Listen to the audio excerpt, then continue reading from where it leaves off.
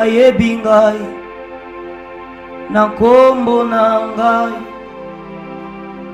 yende Nzambe na bomoi, esengo kati ya motema na ngai, makambo asali eleki minene, ezokamwisa ngai, ebimisinga banzembo na prevoye te, ayebakinga na kombwa milelo na nzoto, andimi osukolanga pesinga kombo esengo, Yesu ayebaki ngai, Shilo ayebaki ngai, yangwa na moninga nanga ya ntango nyonso, seyo Yesu Nzambe awanga nakanga te, atangai nazangi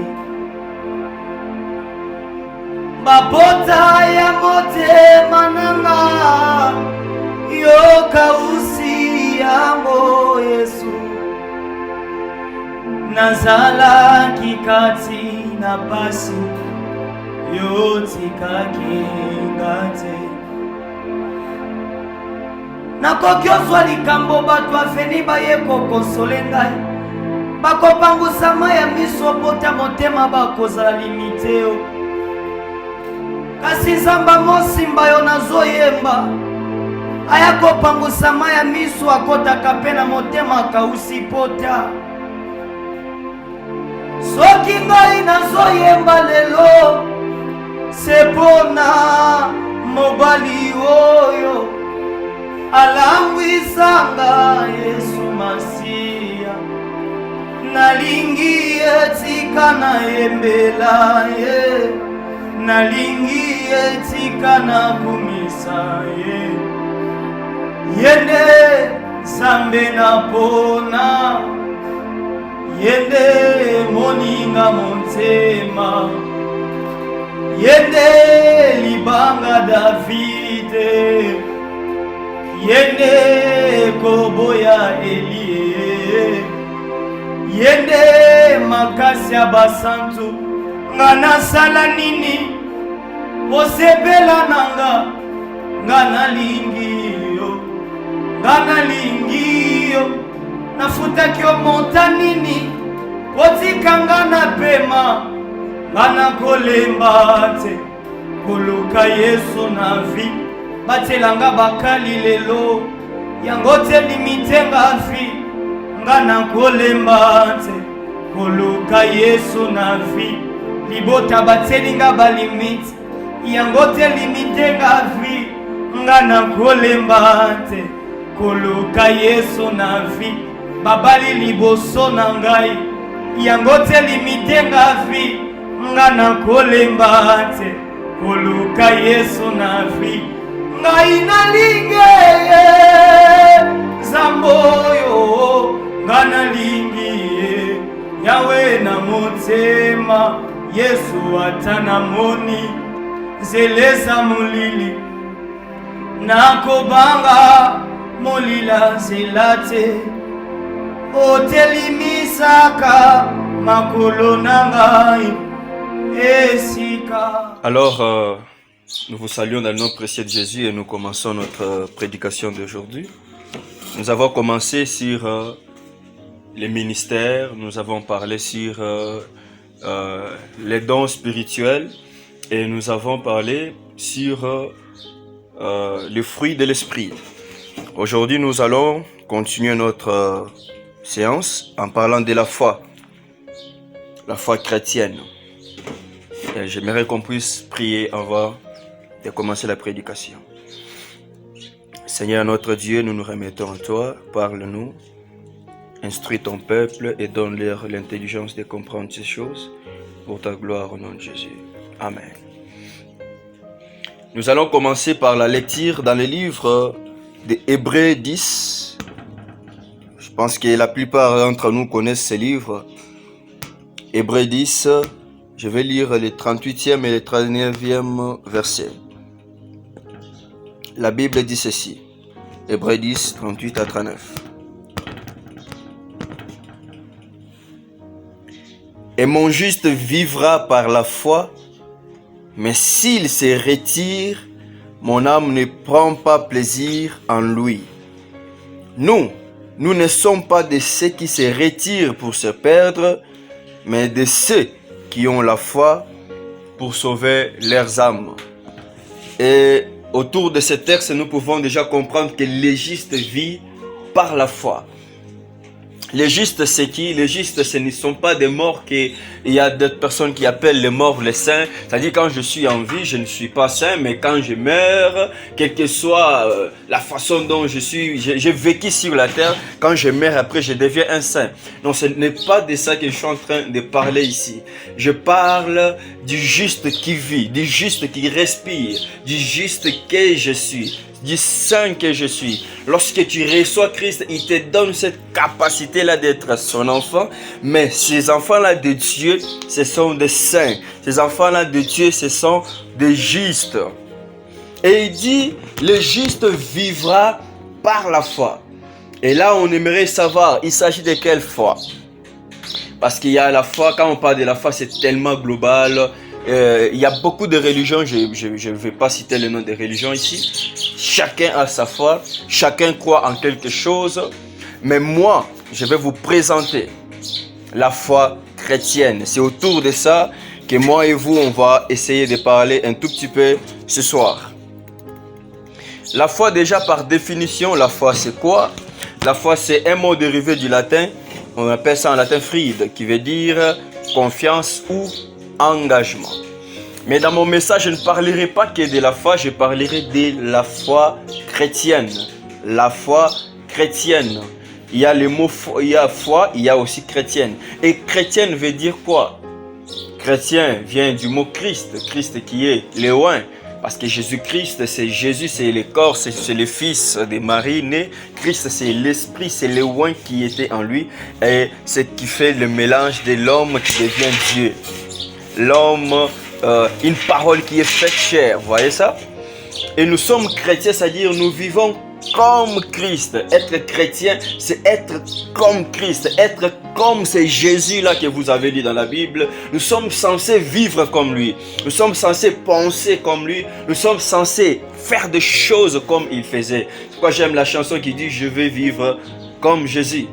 Parce que c'est ça en fait la vie chrétienne. On ne peut pas être chrétien et vivre une vie que Christ n'avait pas vécue. C'est pour cela à chaque fois que tu veux poser un acte, dis-toi, est-ce que si Jésus était à ma place, il allait faire la même chose? Si Jésus allait faire la chose, ok, tu es dans le bon. Mais si Jésus n'allait pas faire la même chose, tu n'es pas dans la bonne chose. La foi chrétienne. Ça dit quand ces mots parlent de la confiance et de l'engagement. La confiance, c'est une sécurité, un sentiment de sécurité. C'est-à-dire une confiance en Christ et un engagement pour Christ. Celui qui a la foi a une confiance en Christ. Il est temps que les chrétiens comprennent ces choses. Non seulement qu'ils comprennent, mais qu'ils agissent d'après ce qu'ils ont appris de la parole de Dieu. Nous devons mettre la parole en pratique. Nous devons vivre ce que nous entendons dans les prédications, ce que nous lisons dans la Bible. La Bible n'est pas un livre de l'histoire, mes frères. La Bible, lorsque tu la lis, tu dois la vivre, la palper dans ta propre vie. C'est ça. La Bible, ce n'est pas un livre où tu es en train de remplir ta tête avec une connaissance morte qui n'agit pas. La connaissance réelle de la parole de Dieu, la part la plus importante de la parole de Dieu, c'est la pratique de de cette parole plutôt, la pratique de ce que tu entends, la pratique de ce que tu lis, la pratique de ce que tu comprends, et lorsque tu les mets dans les œuvres, ainsi tu vas voir qu'il n'y a vraiment pas une distance entre la Bible et toi. Il n'y a vraiment pas une distance entre ce que tu lis et ce que tu vis. C'est pourquoi il est écrit, Jésus-Christ est le même hier, aujourd'hui et éternellement. Et aujourd'hui, Jésus est où? Jésus est en moi. Aujourd'hui, Jésus est où? Jésus est en toi. Il faut qu'il vive. Et le même Jésus doit vivre le même style de vie qu'il avait en Galilée. Le même style de vie qu'il avait en Jérusalem. Le même style de vie qu'il avait partout où il passait alors qu'il était sur cette terre. Et on doit voir ce même style de vie au travers des croyants que nous sommes, au travers des chrétiens, au travers de nous, ses disciples. À ce moment-là, Christ, là où il est, il peut comprendre que la vie, sa vie plutôt, est en train d'être vécue sur la terre par des hommes et des femmes qui ont compris cela. La confiance, c'est un sentiment de sécurité. Dans le livre des Psaumes 23, 4, écoutez ce que la Bible dit. David dit ceci: quand je marche dans la vallée de l'ombre de la mort, je ne crains aucun mal. En d'autres termes, on dit, je ne crains aucun danger. C'est un sentiment de sécurité. Lorsque j'ai la foi chrétienne, je suis en sécurité. Je crois à un Dieu qui est partout. Je crois à un Dieu qui est omnipotent, qui est omniprésent et omniscient. Les problèmes de la vie ne me font pas peur. Les situations de ce monde ne me font pas trembler. Pourquoi? Parce que j'ai un sentiment de confiance. Et ce sentiment de confiance se repose sur Christ. C'est pourquoi les justes vivra par la foi, non pas par la réalité politique de mon pays, non pas parce que je vois autour de moi, non pas parce que c'est que le monde est en train de dire, parce que les hommes sont en train de dire, de qualifier à ma vie. Ils sont en train d'étudier ma vie et de voir que je suis incapable dans ça et ça. Non, ce n'est pas ça. Je vis par la foi, ça dit je vis avec un sentiment de sécurité, croyant qu'il y a un Dieu puissant quelque part qui me protège et qui me garde. Un livre de 1 Samuel 17, 37, la Bible dit ceci: l'Éternel qui m'a délivré, c'est David toujours qui le dit, il est devant les rois, le grand roi Saïl. Il lui dit, mais petit, tu vas aller te battre avec un monsieur très expérimenté et tout. David lui dit, écoute mon roi, l'Éternel qui m'a délivré de la griffe du lion et de la patte de l'ours me délivrera aussi de la main de ces Philistins.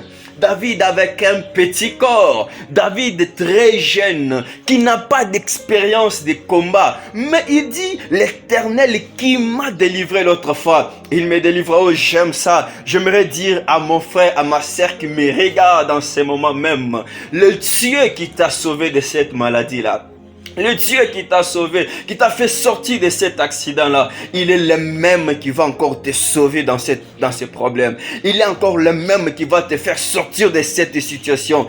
Tu ne vas pas mourir ici. Le même Dieu qui t'a toujours protégé depuis le ventre de ta maman, il est le même qui va encore assurer ta protection aujourd'hui. Un sentiment de sécurité. Mais aussi, c'est un engagement. Un engagement. Un engagement. La foi chrétienne, c'est un engagement, mes frères. Quand je suis chrétien, quand j'ai la foi de Christ, quand je me dis, je vais vivre pour lui, je vais le servir, je vais rester à ses pieds, c'est un engagement. Et devant ça, écoutez, j'aimerais d'abord dire une chose. Qu'aucun problème, aucune situation de la vie, aucune souffrance, je dis bien aucun problème de la vie ne puisse te séparer de l'amour de Christ. La foi que j'ai, mon frère, que j'ai l'argent ou pas, je suis chrétien. Que je marche à pied ou véhiculé, je suis chrétien. Je le suis jusqu'à la mort. Je ne suis pas chrétien parce que je m'habille bien. Je ne suis pas chrétien parce que je manque aussi les habits. Je ne suis pas chrétien parce que je suis friqué. Je ne suis pas aussi chrétien parce que je vis dans la disette. Je suis chrétien, c'est un engagement. Rien ne peut me changer. Quelle que soit la proposition qu'on peut me faire, je ne remplacerai jamais Christ avec un autre. Il est celui qui a conquis mon cœur. Il est celui qui a donné sa vie à la croix pour moi. Il est celui qui a versé son sang. Il est celui qui m'a aimé plus que tout le monde. Et cette fois, c'est un engagement. Un engagement. Il dit, nous ne sommes pas de ceux qui se retirent pour se perdre, mais nous sommes de ceux qui croient pour sauver leurs âmes. Moi, je crois en Christ. Je ne me retire pas. Et je prie que ça soit également ton cas. Ne te retire jamais. On va lire dans le livre des Hébreux 11 et les premiers versets, on va comprendre c'est quoi la foi d'après l'auteur de ce livre. Premier verset dit: Or la foi est une ferme assurance des choses qu'on espère, une démonstration de celles qu'on ne voit pas. J'aimerais dire ceci: qui possède la foi obtient ou obtiendra toujours un témoignage favorable. Pourquoi? Parce que la Bible continue. Pour l'avoir possédé, les anciens ont obtenu un témoignage favorable. Tu ne peux pas posséder la foi chrétienne. Ah, non, le Dieu que nous cherchons n'échoue pas. Le Dieu que nous prions, c'est un Dieu qui assume ses responsabilités. Oh, il n'y a personne qui est venu à Christ et rester la même personne. Il n'y a personne qui est venu à Christ et rester l'esclave des mêmes choses, l'esclave des mêmes esprits, l'esclave des mêmes sorciers. Non, lorsqu'on possède la foi, si ça ne se fait pas dans un premier temps, le même jour, même après 2 jours, même après 3 jours, même après 4 jours, ça va se réaliser. Ça va se réaliser, mon frère. Ils ont un témoignage favorable. Toi qui n'as pas encore donné ta vie à Jésus, écoute, je t'invite, mon frère. Tu es en train de rater tellement de bonnes choses. Lorsque tu viens et tu donnes ta vie à notre Christ, tu obtiendras un témoignage favorable. Un témoignage favorable. Tu étais négligé dans la société. On va avoir maintenant un monsieur, une dame. Tu étais, je ne sais pas moi, rejeté dans la famille. Ils vont maintenant avoir quelqu'un d'autre. Quelqu'un d'autre. La foi en Jésus te donnera toujours un témoignage favorable. Dieu ne te laissera pas sans te donner ce témoignage-là favorable pour honorer ta foi, pour honorer le fait que tu as accepté de le suivre, pour honorer le fait que tu l'as donné ta vie, pour honorer le fait que tu l'as pris pour ton Dieu. Il te donnera un témoignage favorable. Il continue. C'est par la foi que nous reconnaissons que le monde a été formé par la parole de Dieu, en sorte que ce qu'on voit n'a pas été fait des choses visibles. C'est très important. Ce qu'on voit n'a pas été fait des choses visibles. Je crois dans mon cœur que Christ qui m'a donné la promesse, il est fidèle. Même si je ne vois pas ça. Même si quand je regarde autour de moi, relation malongezate. Même quand je regarde autour de moi, nazana loko, à l'étranger zana monté. Même quand je regarde autour de moi, il n'y a rien de spécial qui se passe. Je ne suis pas connu, je n'ai pas de grandes relations. Mais je sais au fond de mon cœur, je sais au fond de mon cœur que Dieu que j'aime, Dieu en qui je crie, il est celui qui appelle à l'existence des choses qui n'ont jamais existé. Il dit un mot, la chose arrive. Et quand il ordonne, la chose existe. Il continue en disant ceci. C'est par la foi qu'Abel offrit à Dieu un sacrifice plus excellent que celui de Caïn. C'est par elle qu'il fut déclaré juste Dieu approuvant ses offrandes et c'est par elle qu'il parle encore quoique mort. C'est par la foi qu'Abel offrit à Dieu plutôt un sacrifice excellent. Ok, je veux qu'on parle un peu de ça. J'aimerais dire une chose sur ces versets. Par la foi, Abel a vécu de manière à craindre Dieu et à lui être agréable. Ah oui, je vais vous confirmer ça. Lorsque nous rentrons dans le livre de Genèse 4, le verset 4e, écoutez. Abel, il est là, Caïn aussi est là. Et tous, ils sont en train d'offrir à Dieu des offrandes. Mais écoutez ce que la Bible dit dans le verset 4e, dit « L'Éternel porta un regard favorable sur Abel et sur son offrande. » L'Éternel porta un regard favorable sur Abel d'abord et sur son offrande. Ceci nous enseigne quelque chose. La foi que nous avons, avant que Dieu puisse agréer ce que nous faisons pour lui, avant que Dieu puisse agréer ce que nous lui offrons, Dieu commence par d'abord nous agréer nous-mêmes. C'est ça la différence entre Caïn et Abel. Abel, c'était le type de gens qui vivaient de manière à plaire à Dieu, qui vivaient de manière à donner la gloire à Dieu.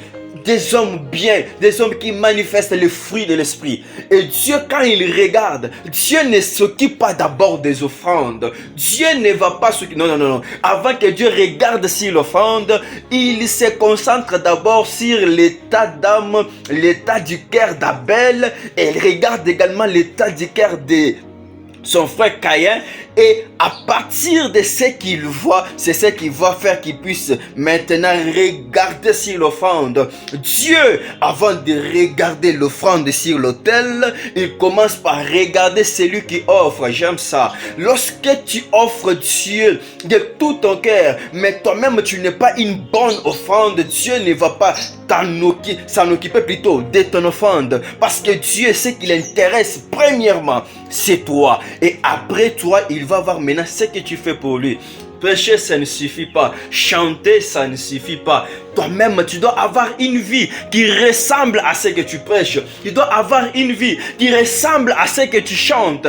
En ce moment-là, Dieu va utiliser ta chanson. Dieu n'utilisera pas ta chanson parce que c'est avec une belle mélodie. Dieu n'utilisera pas ta prédication pour impacter des vies parce que tu parles un bon français. Mais Dieu utilisera ces choses lorsqu'il va trouver d'abord en toi une bonne personne, un bon enfant de Dieu, une âme pure, un cœur pur.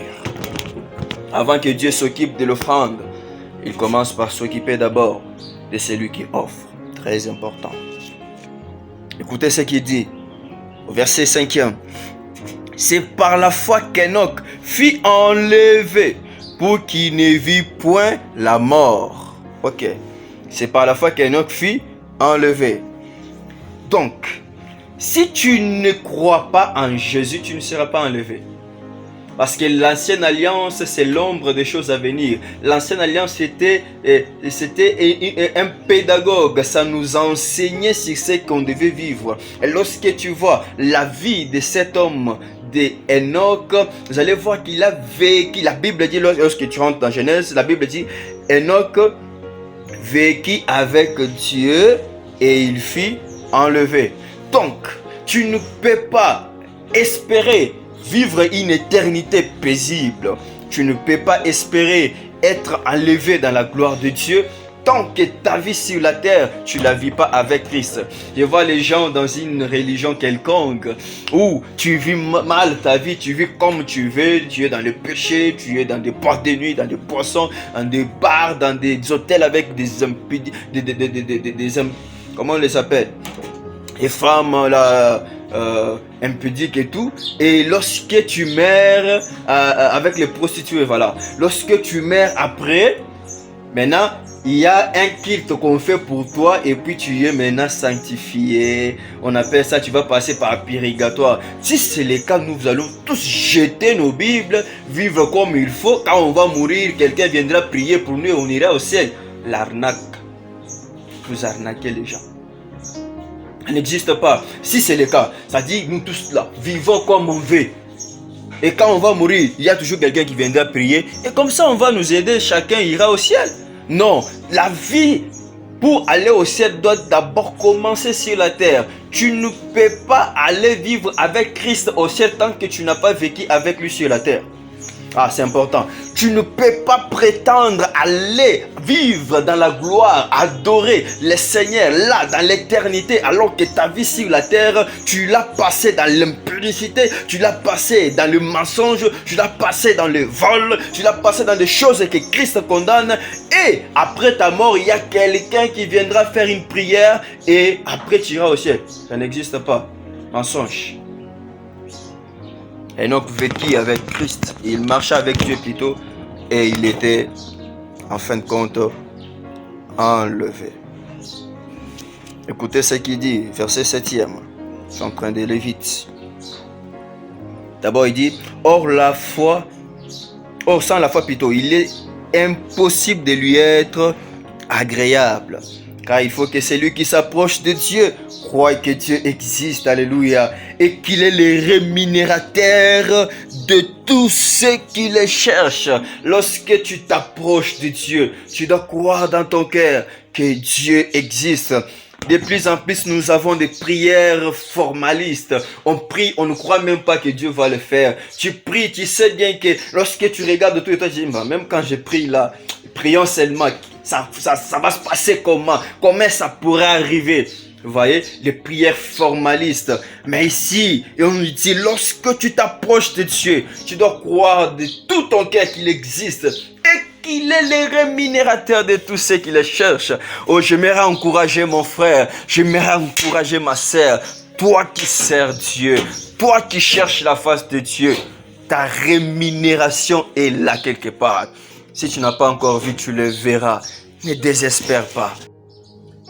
Et lorsque vous croyez en lui, votre rémunération est certaine. Verset 7e, écoutez ce qu'il dit. C'est par la foi que Noé, divinement averti des choses qu'on ne voyait pas encore, et saisi d'une grande crainte respectueuse, construisit une arche pour sauver sa famille. C'est par elle qu'il condamna le monde et devint héritier de la justice qui s'obtient par la foi. Ça, j'aimerais dire ici, c'est par la foi que je me prépare pour le jour de l'enlèvement. Noé se préparait pour le jour de l'enlèvement tout simplement parce qu'il croyait que le Dieu qui a promis qu'il y aura déluge, il est le Dieu qui va les réaliser. Écoutez mes frères, la foi que j'ai, ce n'est pas seulement pour croire au miracle. Je n'ai pas la foi que pour croire à ma guérison. Je n'ai pas la foi que pour croire que mon mari aura ça, ma femme va être engagée ou autre. Non, la foi que j'ai aussi, ça me pousse à préparer l'arche. Ça me pousse à préparer les miens. Ça me pousse à amener ceux qui m'entourent, à leur dire que venez parce que les temps sont mauvais. Écoutez, Jésus-Christ est en train de dire, est-ce que quand le Fils de l'homme reviendra sur la terre, trouvera la foi? Si la foi que nous avons plutôt, nous l'avons à une dimension où on n'arrive pas à comprendre que le danger est devant nous. Quand chaque fois que vous voyez un homme qui a le souci pour les choses de Dieu, un homme qui a le souci pour propager la parole, pour amener les gens sur le droit chemin, pour amener les gens à craindre Dieu, pour amener les gens à suivre Dieu, croyez-moi, cette personne-là, c'est quelqu'un qui a la foi. Et sa foi, vous n'avez pas besoin de le voir en train d'expliquer, de faire des grands miracles pour que vous puissiez comprendre qu'il a la foi. Non, le fait seulement qu'il comprend que les temps sont mauvais, le fait qu'il comprend que les jours sont mauvais et qu'il a le souci d'amener les autres à Christ, c'est déjà une grande foi parce qu'il croit que le Dieu de la Bible, il a promis qu'il reviendra et que c'est la vérité. Écoutez ce qu'il dit, j'aime, à partir du 8e, il dit, c'est par la foi qu'Abraham, lors de sa vocation, obéit et partit pour un lieu qu'il devait recevoir en héritage, et qu'il partit sans savoir où il allait. C'est par la foi qu'il vint s'établir dans la terre promise, comme dans une terre étrangère, habitant sous des tentes ainsi qu'Isaac et Jacob, les co-héritiers de la même promesse. Car il attendait, j'aime ce verset 10e, car il attendait la cité qui a des solides fondements, celle dont Dieu est l'architecte et le constructeur. Abraham se retrouve en train de vivre avec ses enfants bien-aimés dans des tentes. J'aime ça. La foi garde en moi la pensée de l'éternité, alors que je suis encore sur la terre. Abraham vivait dans des tentes, mais il savait qu'au-delà de ces tentes, il y a une cité ayant des fondements solides, dont Dieu lui-même est l'architecte, dont Dieu lui-même est le constructeur. Et c'est ces cités-là qui m'intéressent de plus, mes frères. Oui, je peux avoir des tentes, c'est bien d'avoir des tentes. Je ne vais quand même pas passer nuit dehors sur la terre. J'aimerais acheter des parcelles, j'aimerais construire, j'aimerais de belles chaussures, j'aimerais de beaux habits, j'aimerais une belle montre, j'aimerais un bon parfum. Mais ce n'est pas ça la fin. Je sais une chose, qu'il y a une cité ayant de solides fondements quelque part, dont Dieu est le constructeur, dont Dieu est l'architecte.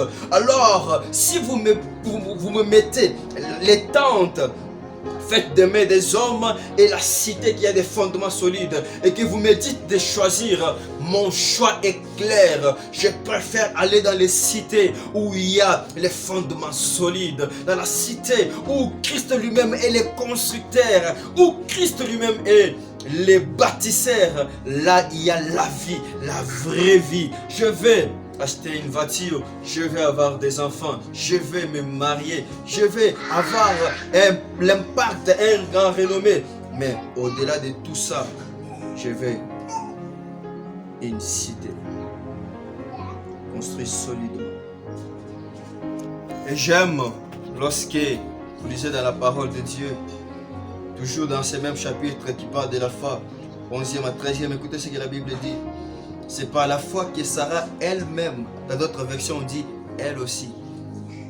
Dans d'autres versions on dit elle aussi. Et c'est par la foi que Sarah elle aussi, malgré son âge avancé, fut rendue capable d'avoir une postérité. Parce qu'elle crie à la fidélité de celui qui avait fait la promesse.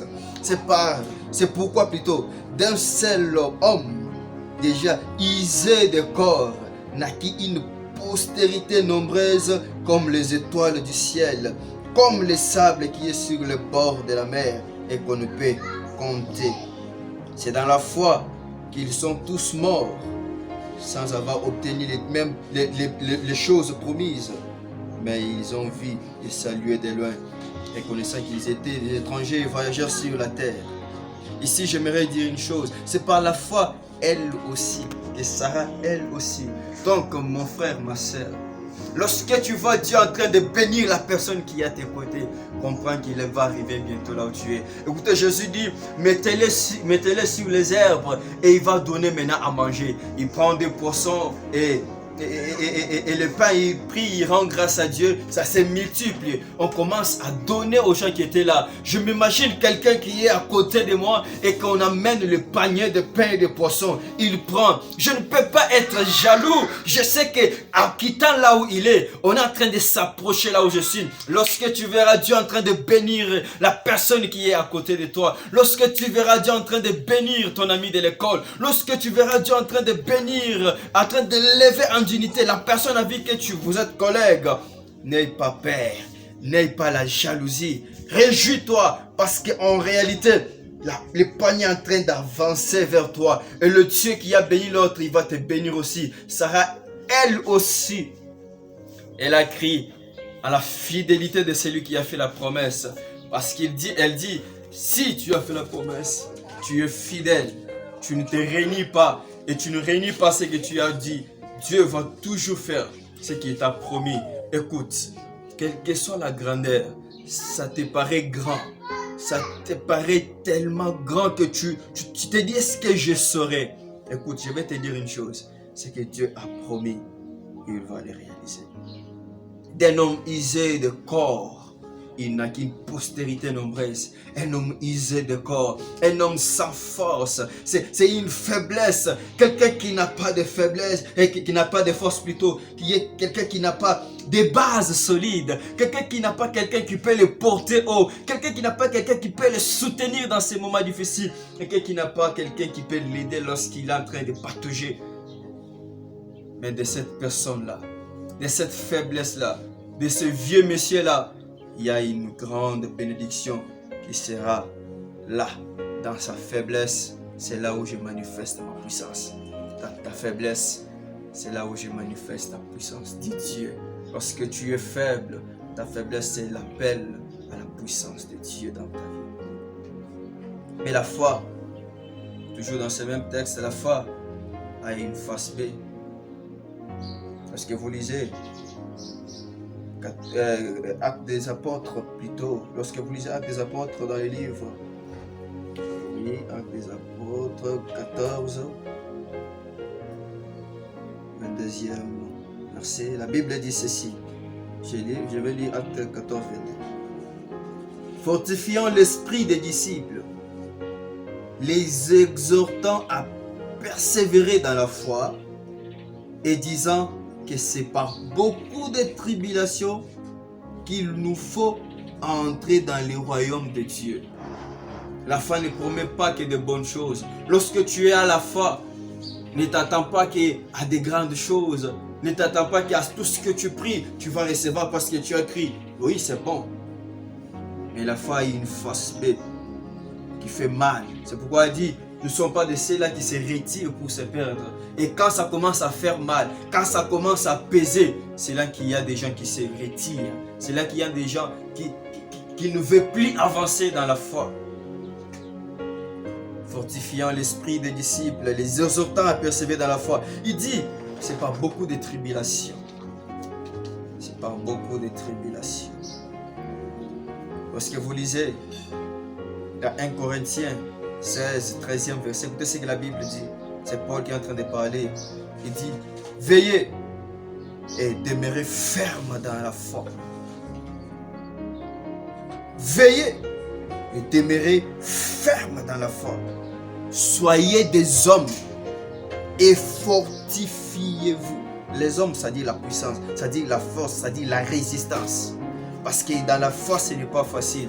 Tu vas te retrouver dans des places, dans des situations, dans des entourages où on t'impose des choses, où on te dit, ici pas ton Christ là, ici pas tes histoires là de Jésus, Jésus, ici pas tes histoires là de prier, prier. Ici, tu fais ça, tu fais ça. Si tu ne le fais pas, tu n'es pas avec nous. Il y en a qui ont perdu leur boulot parce qu'ils sont chrétiens. Dans d'autres pays, il y a des gens qui ont perdu les emplois tout simplement parce que sur son compte Facebook, il a écrit Jésus-Christ est Seigneur. Demain matin, quand il arrive, on signale à son boss, il les chasse du boulot. Et il y en a qui ont perdu beaucoup de choses, des postes, tout simplement parce qu'il a pris position contre l'homosexualité. Et on l'a chassé de l'entreprise. On l'a ravi tous les biens. La foi. Mais l'apôtre Paul dit, quand vous verrez toutes ces choses, quand vous verrez qu'on est en train de te rejeter parce que tu es chrétien, quand tu vas voir qu'il y a certaines opportunités qu'on ne peut pas t'offrir tout simplement parce que tu es chrétien, il dit, veillez, demeurez ferme dans la foi. Je suis ferme dans la foi. Je ne tremble pas. Je ne suis pas ballotté par les vents des religions. Non, je suis ferme dans la foi. Que les gens veulent ou pas, je suis chrétien. Je ne peux pas abandonner Christ pour ce qu'ils peuvent offrir. Demeurez ferme dans la foi. Soyez des hommes. Soyez des têtis. Dans la Bible, la plupart des apôtres qui ont marché avec Christ, la plupart, j'ai dit, ils ont été tués. Tu es tué pour Jésus, tu acceptes la mort. L'histoire de Pierre. Quand on l'a tué avec sa femme. On a commencé par sa femme, il regarde, il dit, Seigneur, je prie pour toi.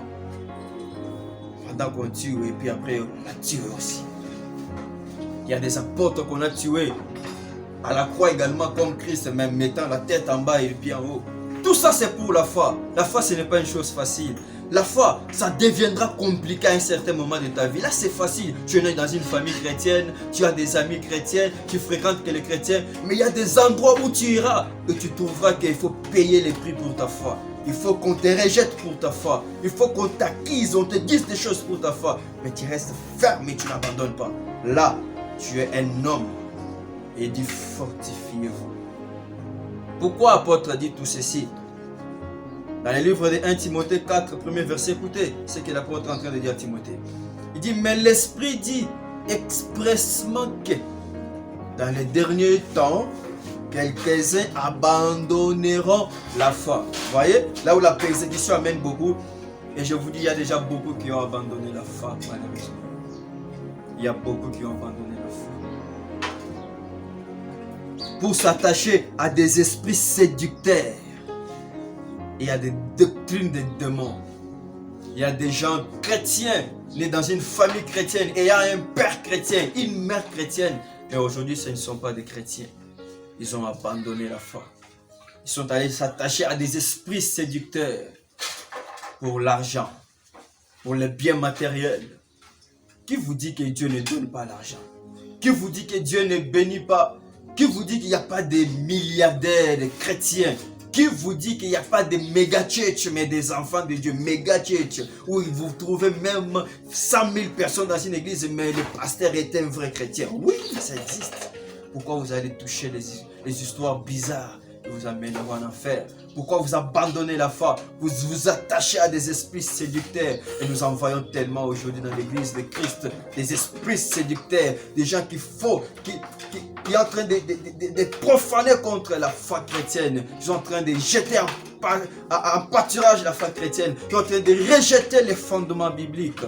En train de torturer la doctrine. Parce qu'il est dans la doctrine des démons. Jésus dit dans le livre de Luc 18:8, mais quand le Fils de l'homme viendra, est-ce qu'il trouvera la foi sur la terre? C'est une question qui reste posée jusqu'à aujourd'hui. Quand le Fils de l'homme reviendra, est-ce qu'il trouvera la foi sur la terre? Je vais finir par ceci. C'était mon dernier message. Et si je vous appelle, mes frères et sœurs, à rester ferme. La foi ne vous apporte pas que de bonnes choses. La foi chrétienne, c'est bien quand nous allons à l'église, on loue le Seigneur, on danse, on adore, on parle en d'autres langues, on écoute la parole, on dit Alléluia, on casse même les chaises sous l'onction. C'est bien. Mais en dehors de ça, la foi chrétienne, il y a des responsabilités que tu dois porter. Il y a des gens qui doivent te bloquer sur WhatsApp parce que tu es chrétien. Il y a des gens qui vont critiquer. Ils vont dire, lui, il ne faut qu'il bruit tout le temps parce que tu es chrétien. Il y a des bailleurs qui vont te faire sortir de la parcelle parce que tu pries. Il y a des entreprises où on va te limoger parce que tu es chrétien. Prends position pour Christ. Et dis, c'est lui qui prendra position pour moi. Moi aussi, je prendrai position pour lui. Celui qui aura honte pour moi et de moi sur la terre, moi également j'aurai honte de lui chez mon papa. La vie chrétienne, elle est fondée sur là-bas. La Bible dit, il est le consommateur de notre foi. C'est quand tu crois de tout ton cœur que tu donnes la nourriture à Christ. C'est quand tu crois de tout ton cœur que Jésus se sent que le travail qu'il a fait sur la terre a porté les fruits. Ne soyez pas basculés, balancés par tout vent de doctrine.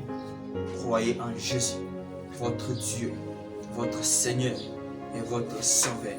Et que personne vous induise en erreur. Vous avez choisi le bon pas. Et toi qui n'as pas encore donné ta vie à Jésus, je fais un appel. N'abandonne pas ce que tu fais de mal. Viens avec. Jésus te reçoit comme ça. Et lui va faire le travail de te transformer.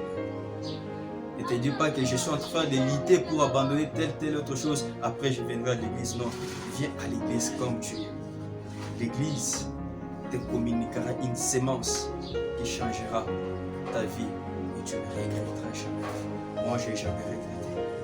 Des milliers de chrétiens dans le monde n'ont jamais regretté. Je finis cette séance en vous disant merci, en vous bénissant. Et je vais faire une courte prière. Père Dieu Tout-Puissant, nous nous remettons à toi. Tu as commencé avec nous depuis les 7. Voici, nous sommes aujourd'hui le 29, tout un mois où nous sommes passés des temps avec toi. Nous étions concentrés à te servir. Nous étions concentrés à faire quelque chose pour toi. Bénis toute personne qui a, d'une manière ou d'une autre, encouragé cette œuvre pour ta gloire et pour ton honneur. Ceux qui nous suivent, que cette parole trouve place dans leur vie, que ceci comble leurs âmes. Au nom de Jésus. Amen. Que Dieu vous bénisse, c'est votre frère, Gino Joël Mutombo. Nous sommes là, en cas de questions, en cas de problème ou quelque chose que vous voulez que nous puissions intervenir, vous pouvez nous écrire, nous sommes là sur les affiches et vous avez nos réseaux sociaux, Instagram, Facebook.